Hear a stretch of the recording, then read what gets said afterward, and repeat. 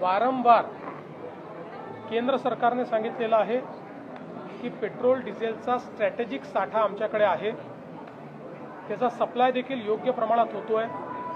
पण विनाकारण जेव्हा पॅनिक तयार होतो आणि पॅनिक तयार झाल्यानंतर आपलं सप्लाय चेन कशी असते, आपली supply chain he over the years he evolve झालेली सप्लाय चेन असते। त्यामुळे एखाद्या पेट्रोल पंपावर किंवा एखाद्या एरियात एखाद्या तालुक्यात वर्षानुवर्ष महिन्याला किती पेट्रोल लागतं, दिवसाला किती पेट्रोल लागतं, याच्या आधारावर सप्लाय चेन तयार झाली असते। आणि मग अचानक जेव्हा अफवांवर आधारित लोक जास्त पेट्रोल भरणं सुरू करतात त्यावेळी ती सप्लाय चेन डिस्टर्ब होते। याचा अर्थ साठा कमी असं नाही आहे, तर अशा प्रकारच्या पॅनिकने उदाहरणादाखल आपल्याला माहिती आहे की एखाद्या बँकेमध्ये जर लोकांनी एकाच दिवशी पैसे काढणं सुरू केलं तर ती बँक पैसे देऊ शकत नाही, कारण त्यांचे पैसे डिप्लॉयड असतात। तशीच परिस्थिती आहे।